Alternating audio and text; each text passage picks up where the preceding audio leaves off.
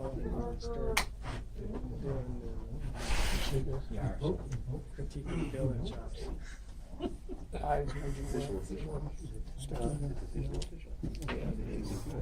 That's pretty cool. I've been someplace where I use it. So with those traditional, more regular EP type fish, you're just going to tie in the tail, two tails, and then we have to like kind of stack it going forward instead of just laying this stuff down.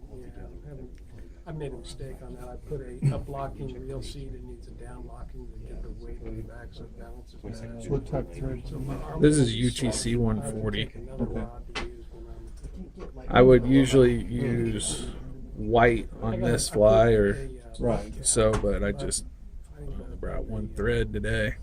So sweep this stuff back just like before. And with those EP fibers, you want to kind of keep this fly progressing forward every time you add material down, because if you don't, you end up with too much bulk. So you want to keep moving towards the eye. This is tan color, I guess.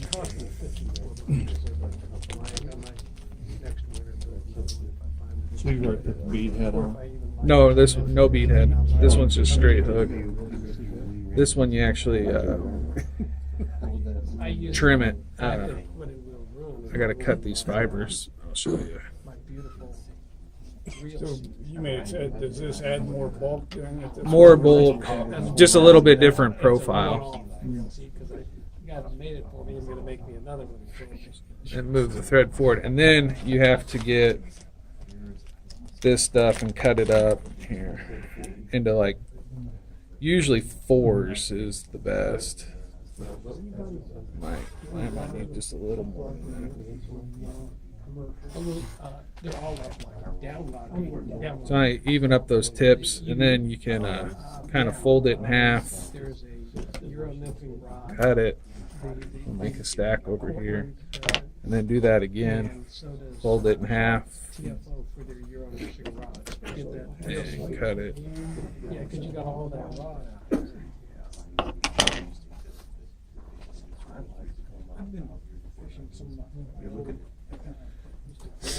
And if you want to do two-tone, like a lighter color on bottom, you have to do the same thing with another color. So do white. But using this material, you don't need to add a flash with it or anything. No, this has got quite a bit of flash blended in with it.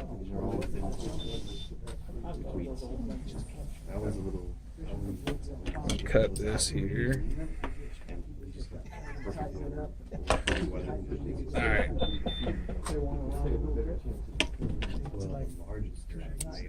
All right, now we got our clump, so we can start.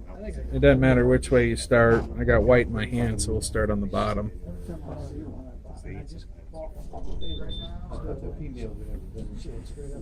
So tie it down. You kind of work it around just a little bit of the shank and then fold it back.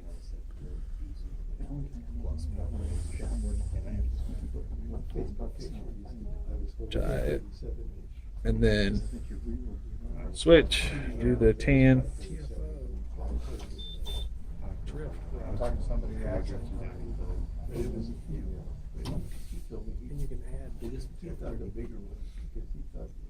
Back.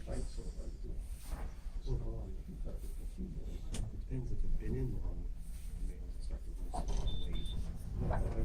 back to white. So this is how you tie your more traditional EP bait fish. This stuff's just a little bit easier to work with than the EP fibers.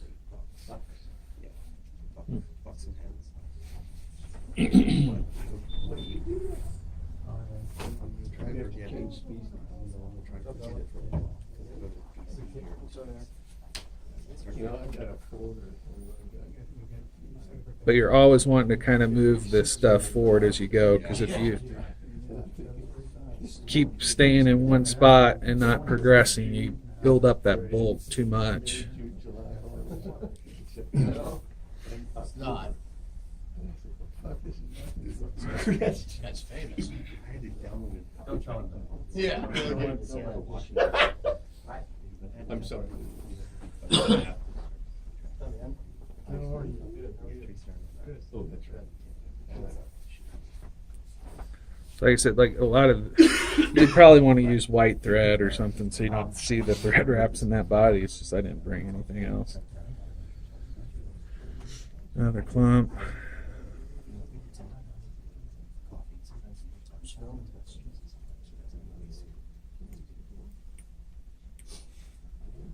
All right, last two.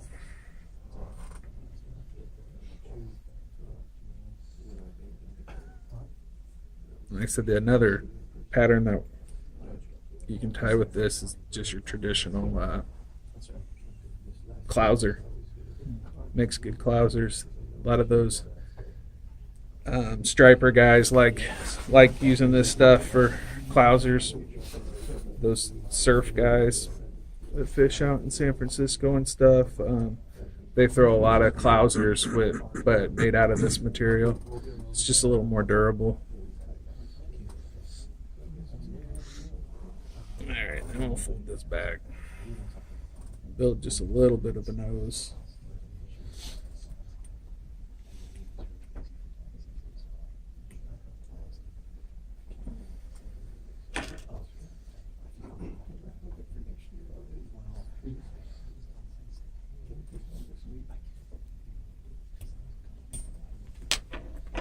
One thing that would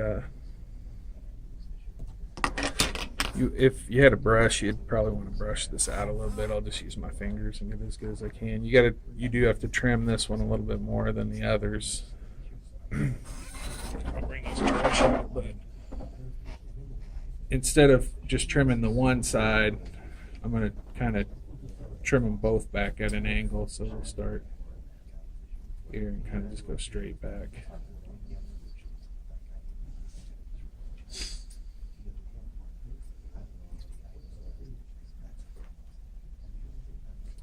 Loose ones. You got to kind of decide how big of a shad. At this point, you got to decide how long you want it, because then you can adjust your taper.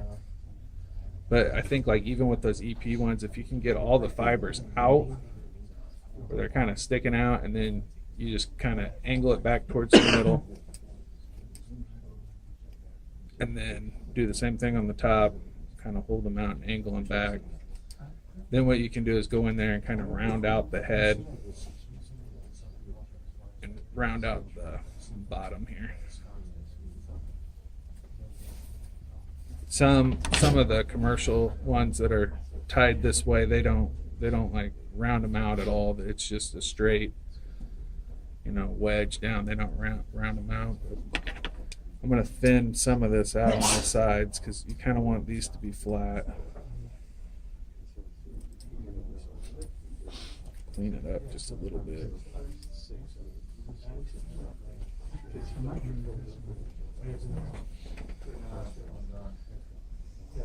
I like using the point of the hook kind of as a reference on the bottom.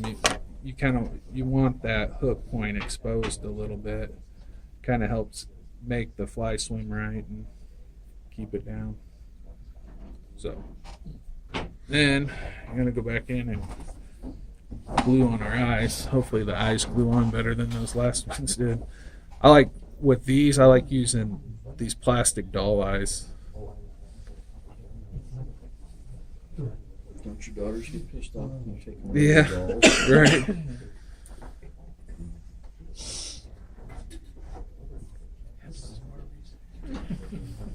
And once you get the eyes stuck on there good, you can kind of see what it does with your profile, and then see if you feel like you need to trim it a little bit or whatever. Because sometimes they'll kind of push that material up.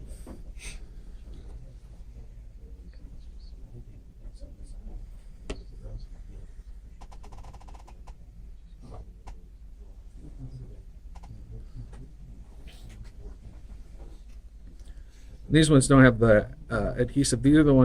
These eyes are those ones that have the post on the back. You just gotta use a pair of like toenail clippers and snip that post off. Or make it flat. And then make it flat so it will stick. But this is just kind of another variation of all those ones. But like I said, I kind of just started messing with that stuff this past winter, and I like it. It's pretty easy to work with, and you can do a lot of different patterns out of it. There's that one. And it just gives it a little bit wider, more shad-like profile than these more like minnow-looking profiles.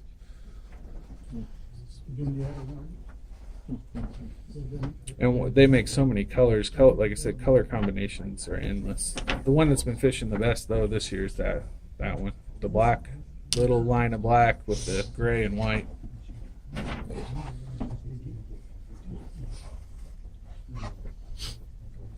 So this material won't